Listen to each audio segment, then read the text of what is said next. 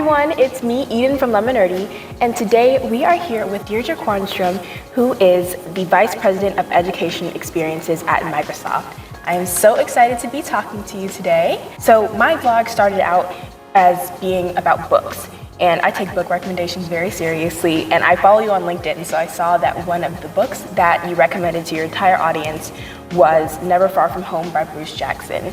And he talked about a pivotal moment in his life when he started thinking about what he wanted to do, or rather didn't want to do with his life.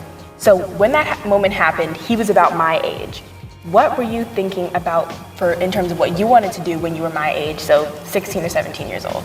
Yeah, well, first, I love that you checked out Bruce's book. He is such a great leader at Microsoft and role model, and I love how honest he is in telling that story, and I think it can be really inspiring for so many people. So I'm glad you picked that up. When I was, I think probably one of the biggest decisions that I've made in my life was, I was about 17, was choosing where to go to university.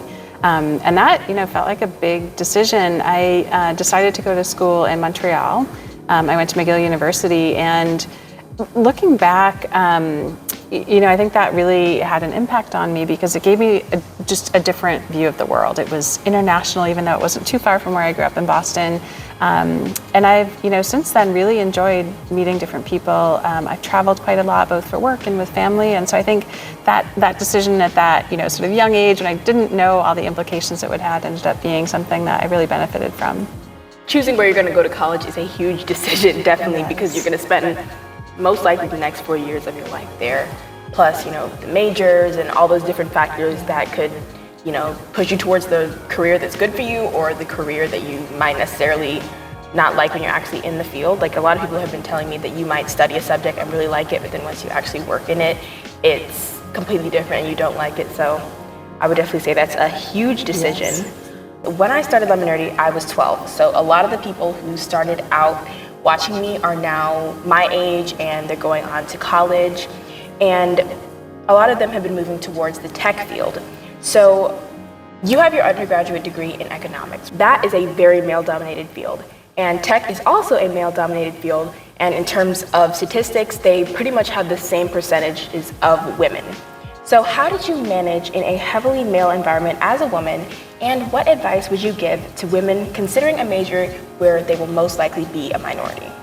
Yeah, I think that's really important. And again, when I was making that decision, I don't know that I really thought about that or thought about those aspects, but I've definitely found in my career, I've often been sometimes the only woman in the room, sometimes the only woman in a leadership position. I think a couple things have helped me. One is I really sought out mentors, and I've had some wonderful male mentors in my career and women, but often building those one-on-one relationships, having a conversation like this, you can really connect with someone and you don't feel so much as an other or so much as an outsider. And then building those relationships, and then they can become an advocate for you in the room. They can become someone who says like, hey, yes, like Eden just said something really important. And sometimes that can be enough to build confidence. And as I've moved in my career and had more experience and gotten to be where I feel more confident in the room, I also look for opportunities to do that for other people. And so to make sure that I'm paying attention to somebody who maybe doesn't have as much of a voice or isn't being listened to, and just looking to support that. The other thing that I think is really interesting, like what you do with Lemonerdy, is so valuable, is just to think if you can inspire a young person, a young woman who maybe would have dropped out of pursuing anything in STEM and just inspired by seeing you do it. It's something I see with video games too. My work in video games makes technology more accessible or more interesting and more engaging for all sorts of people who maybe wouldn't have thought I want to major in computer science. If they're in Minecraft and they want to build and customize their own game, maybe they go a little bit further and they realize the tech is not so inaccessible, or there's a fun element or something that they find that they're really good at, and it inspires them to keep going. Yes, I also believe that is very important. I grew up and currently have 2 brothers, so my entire life has been a male-dominated field, basically. Yeah. And Minecraft is one of the games that I play with them. So I think that also made me a little bit more comfortable in male-dominated spaces.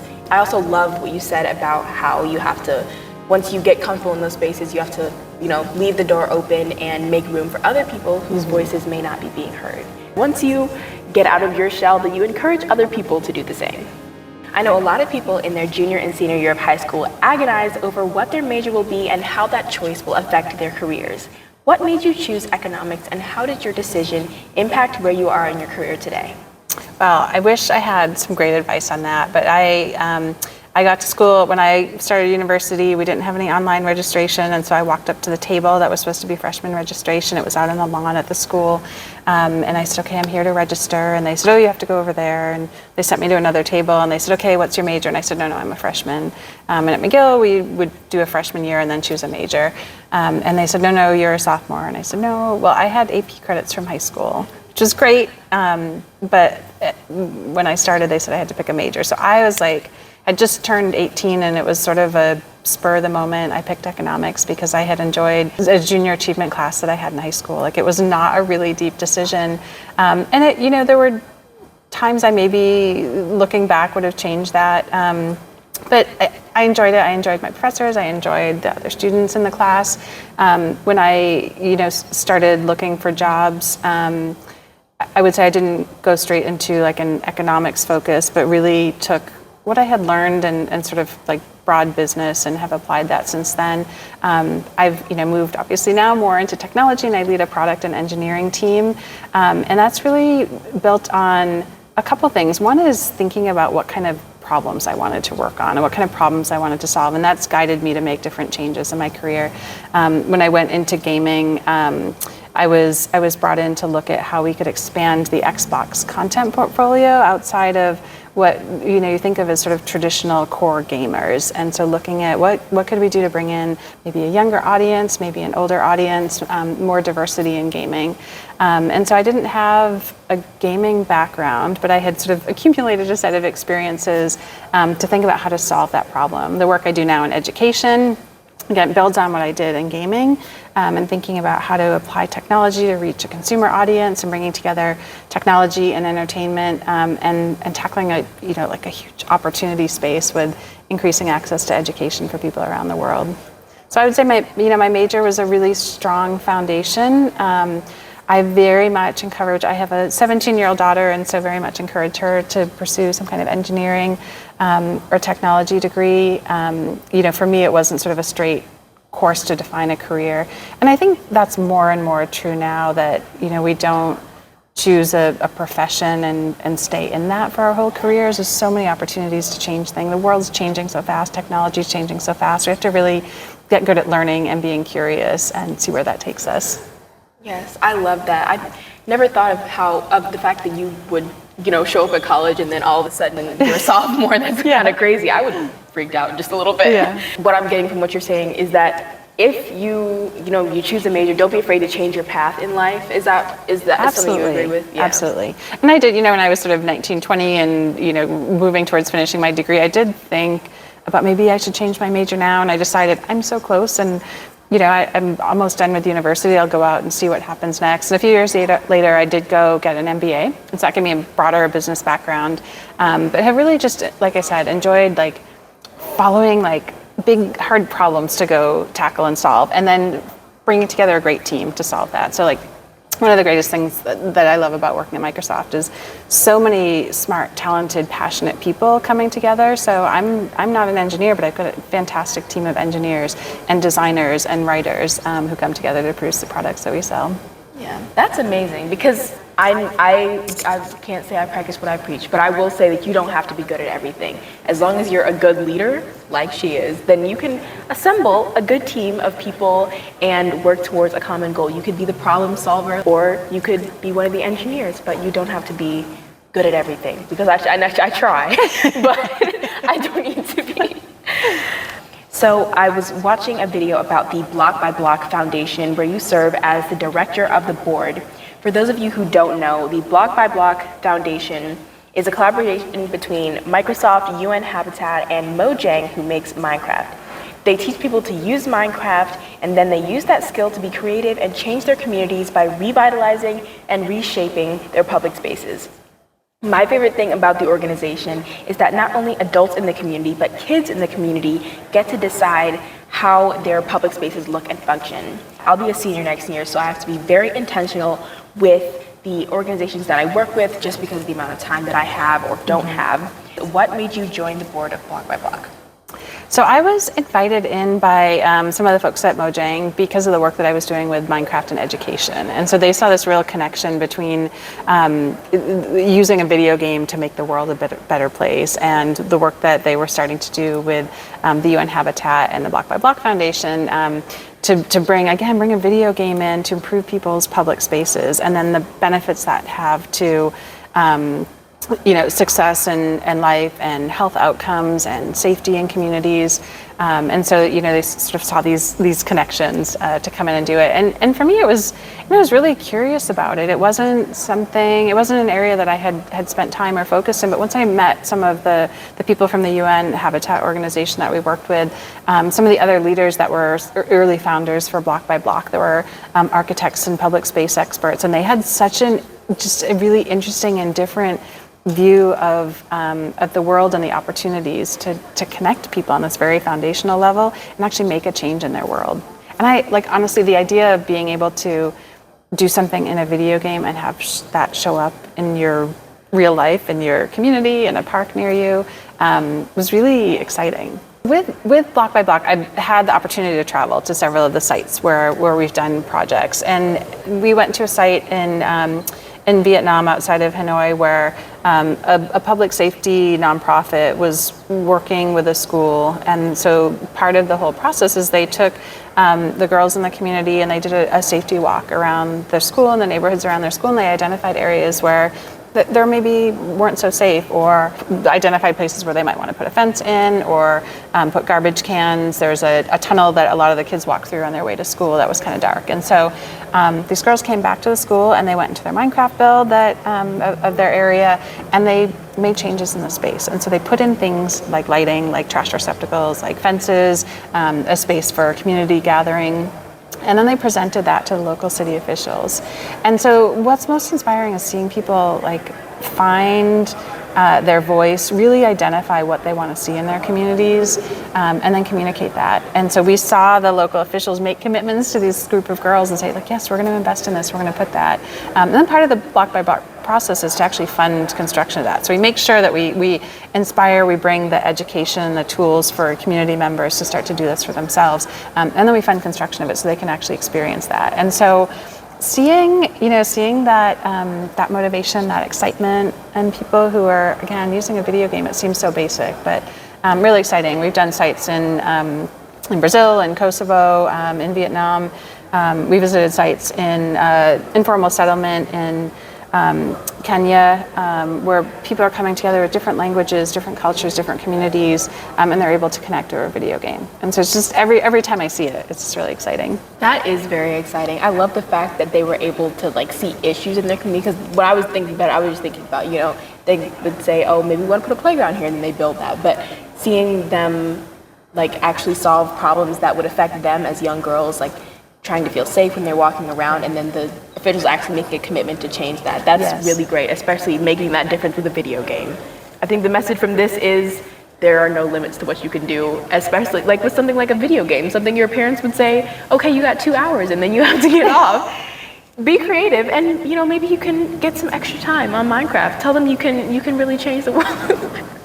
I don't know what I'm saying. Okay, next question. No, I love that. I think the best feedback I ever got at a conference was a government official who came over to see what we were doing with Minecraft and education.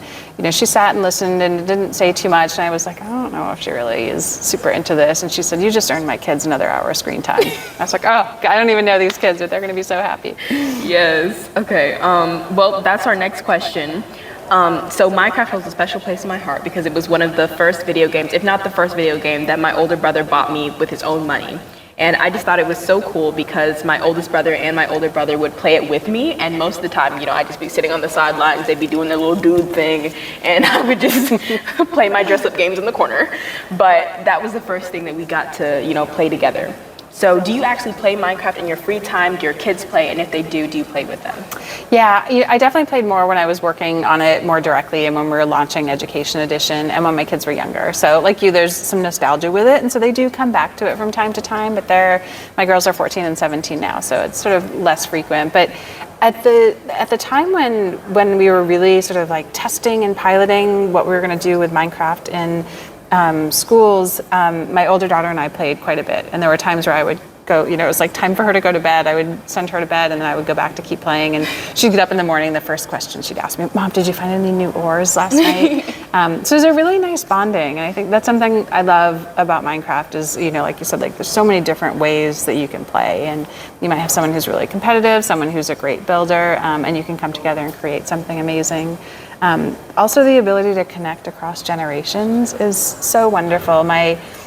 I visited a game studio, Supercell in Finland, many years ago, and they had a game at the time that was pretty new called Heyday, and it was a farming. Heyday. That game is so popular now. I'm like, I can't, and I was like kind of on a mission to get my mom into games at the time. So I was working in Xbox, and she was very much like that was not a thing for her. And so I was like, Mom, you gotta check out this game, Heyday. So she checked it out, and my kids were younger then, and they ended up playing together when we were visiting her on vacation.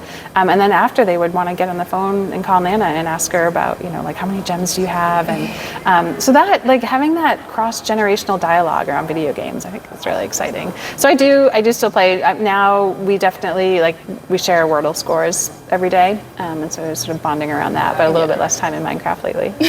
I also don't play Minecraft as much, but it definitely was something that would bond us. I even, we would teach my dad to do it. It was so funny when we would teach my dad how to play Minecraft. He was really bad at it, but it was definitely fun and something that we could bond over. Gaming is a predominantly male when it comes to people working in the field and consumers. So did you grow up playing video games? What was it like working on the Xbox division as a woman? And did you have to create or work on messaging that was geared mostly towards a male audience? And are there some things that are universal? Was there a certain mindset that you had to go into it to be successful? Yeah, so I played Atari and Nintendo when I was little. Super Mario Brothers was my favorite game. That was the first game I ever finished. My best friend and I used to go home every day after school and make progress on Super Mario Brothers. So I have really fond memories of that. And then played EA Sports games in college. And then I had kind of this very long hiatus from playing video games, kind of from college until I started working in Xbox. So when I joined Xbox, I very much felt like an outsider. Most of my colleagues were male. Most of them had grown up playing video games and then, followed their passion into a career in gaming. And so I would find myself, they would often describe new video games in the context of other video games. And so I'm like, can somebody tell me what Super Meat Boy is? Because that reference doesn't mean anything to me. And the good thing is they were super willing to share all the video game nostalgia and legacy and insight. So people are very much willing to share that. I think similar to the question you asked about being in a male-dominated field, I had to feel comfortable with recognizing I brought something different. I brought a different perspective. Anytime you're building any product, if you're leaving out half of the world's population, at least half, it's not a great business strategy. It's not a great, it's not a great strategy. It's going to reward the team that's putting their heart and soul into building games. And so we've seen a lot of change over the last 10 years and who identifies as a gamer and who games are built for. And I think that's really exciting. Games with more diverse content, with more diverse creators that appeal to a broader audience. I had the opportunity to visit video game studios all over the world, which is really fun and exciting and learn so much. But it was so intimidating when a game creator would hand me a controller to play their game, and I had that I'm not good at it. I'm not a core gamer. I love my platformers, but not so much on shooters. But again, just realizing that I brought a different perspective, and so for them to get at least consider that and think about how can we build games that are more accessible for everyone. It reaches so many more people. Yes, I definitely agree. I think that inclusivity in gaming is very important. The other day we went to the accessibility lab at Microsoft, which was really cool, especially seeing the gaming controllers where you could plug in any sort of accessibility thing that you needed for your cognitive movement or an eye tracker, things like that. I thought that was super cool. And for the inclusivity side, as a Black girl playing games, they either wouldn't have a female character or they wouldn't have somebody who looked like me, and it discouraged me a little bit because I was this is made more for my brothers. This isn't something that's made for me, and it kind of discouraged me from playing video games or thinking that STEM type stuff was for me. But I think when Minecraft they started rolling out more skins and stuff, and people could create their own skins. I thought that was really cool because I was really like freaking out when I could make a Minecraft character that looked like me. I don't know if you were part of that marketing strategy, but I thought that was super cool. I hadn't played Minecraft in a long time, but I definitely went back to it after realizing that. That was really a breakthrough moment for me. Oh, that's great. Yeah, Minecraft's always been about inclusion and about like individuality and sort of you as the player representing yourself in that world and making it whatever you want. I'm 17 and I haven't had that many jobs so far. What has been your favorite job and why?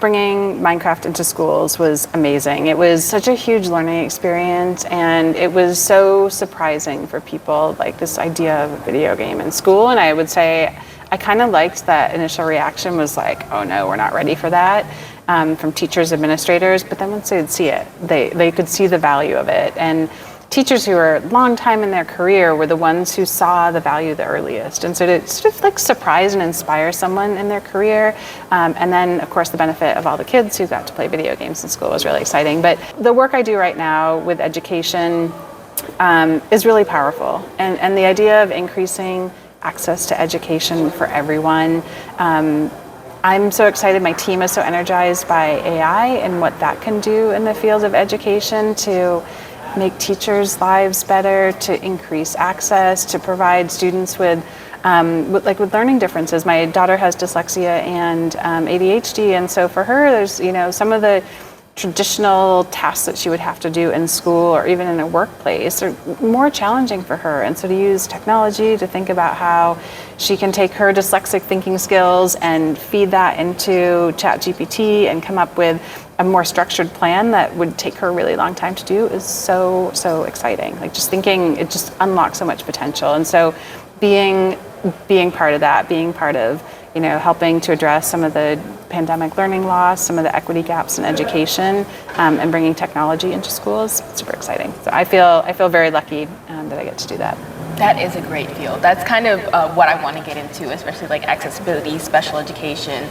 I'm really interested in teaching reading to people with learning differences. So it's exciting, very exciting. I definitely agree with you. That sounds like a very exciting field.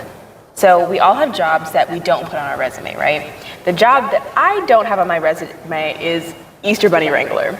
So my brother was the Easter Bunny for this tennis clinic that we had with our community center, tennis center that was like down the street from our house.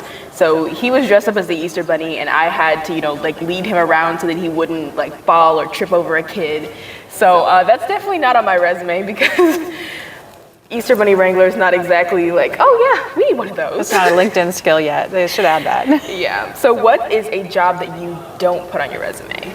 Well, my first job when I was in high school, I worked for a podiatrist, so a foot doctor. I had babysat for the family and they needed someone to come into the office and help out. And so while my friends were flipping burgers or working at the pizza place, I was in a podiatrist's office scheduling bunion surgery and helping them. It actually ended up being maybe a little bit of foreshadowing into working in technology because they were just starting to put a computer system in place. Everything was just done over the phone and paper records when I started working there, and they brought a computer system in while I was working there, and so I was able to help them somewhat with that just because I was younger. But yeah, doing medical billing and office assistant at a podiatrist's office has not made it onto my resume or my LinkedIn profile. That's actually a pretty good job. Yeah. I mean, the bunion surgery, not so much, but that's a nice office job. So you are constantly surrounded by innovation and brilliant ideas, and creativity and strategy are spaces that you're comfortable in. What is one critical piece of advice for someone who has an idea that they want to move forward with, that they think will be groundbreaking, like the Minecraft or Block by Block Foundation? Yeah, so I've been reading another book called Think Again by Adam Grant, and he talks about think like a scientist. And I think that's so critical to form a hypothesis, ask lots of questions, test it, get feedback, experiment. And doing that with your idea will inform so much. You might end up in a totally different place, but definitely taking that approach of think like a scientist, ask lots of questions, go investigate. Think Again by Adam Grant. Y'all put that on your reading list. I'll put a link in the description to where you can find that book because we already know she has amazing book recommendations. We are going to now switch over to our this or that session, which we're going to do as a TikTok. So follow us on TikTok, and I will put the TikTok at the end of the video so that you can watch, and then you can see the rest of the TikToks. I'll have one more TikTok that is a surprise that I will be putting on my TikTok, not in this video. So make sure you go follow me on TikTok and on Instagram to see them as TikToks and as Reels. Thank you so much for joining us, Ms. Quarnstrom, and we will see you all later. Make sure that you like and subscribe. Bye. I'm here with Ms. Deirdre Quarnstrom, who works at Microsoft and has also been very instrumental in working on Minecraft. And we are going to do this or that or neither to get to know her a little bit. Sweet tarts or gummy bears? Gummy bears. I agree. Oat milk or soy milk? Oat milk. Okay. You're fight about that? Tea or coffee? Tea. I also agree. Coffee is disgusting, but you know, when I need it. In Seattle, that's not a popular opinion, but Watch football or baseball? football. Baseball is boring. Watch basketball or tennis? Basketball. Checkers or chess? Checkers. Actually, I don't like either. Well, I don't know. Chess makes me feel dumb, so I don't. I tend not to do things that make me feel dumb. Yellow highlighter or green? Oh, green. Yes. Yellow is too basic. I mean, y'all know I love my yellow, but yellow is a little basic for a highlighter. Ebook or paper? It depends. I actually do Audible a fair amount because during my commute, but probably ebook is so convenient when I travel. I think if it's a book I know I'm gonna like, I'll do paper, but mostly Audible actually. Crinkle cut fries or waffle? Crinkle cut. Yoga or Pilates? Yoga. I agree. Pilates is horrible. It's so much ab work. Running or walking? Walking. Okay, 5 minutes is my limit, y'all. Star Trek or Star Wars? Star Wars. Agreed. Breakfast for dinner or dinner for breakfast? Oh, again, I'm a both on those, but probably more breakfast for dinner. Text or call? Text. Yes. Don't call me, y'all. I'm sorry, but don't call me. Deep dish or thin crust? Thin crust. Yes. Beach weekend or ski weekend? Beach weekend. Absolutely, y'all. It's the warm weather for me. Instagram or Twitter? Instagram. Yep. LinkedIn or Facebook? I probably spend more time on LinkedIn these days. Yeah, I don't go on Facebook at all. Snapchat or TikTok? TikTok. I agree. That's all for today. I hope you all enjoyed. Bye.